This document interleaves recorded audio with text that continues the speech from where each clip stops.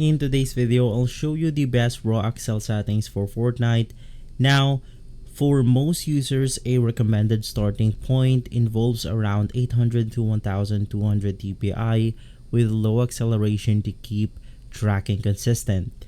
So the first thing that you want to do is to change your mouse curve type into this pop-up menu right here. You just want to click on it and then you want to choose linear or power. Now for best use cases, you just want to choose linear right here, but of course you're free to try to experiment. And for the acceleration, you want to be very low into something like 0.05 or something like 0.01 to keep close range tracking consistent. Now for the sense multiplier right here, you just want to match this with your in-game sensitivity. So for example, if you have 7, you can just type 7 right here. Now I'll just leave it at default, which is going to be 1. For the input buffer, which is going to be this one, you can just set 1000 Hz or higher for your responsiveness. Basically, you can just set it to 1000 Hz once again on your mouse program right here.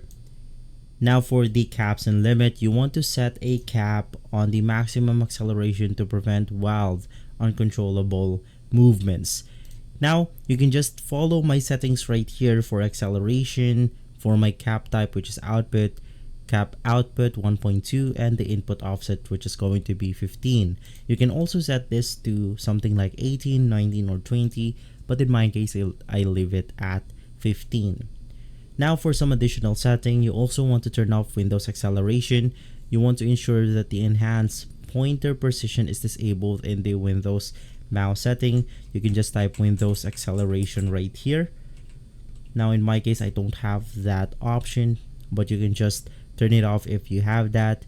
You want to start subtle, use a very small acceleration value to start, and gradually increase it as it requires a steep learning curve as our base right here. And so guys, if this video has been helpful, leave a like, subscribe, and follow Guide to Everything for more videos like this. Thanks for watching.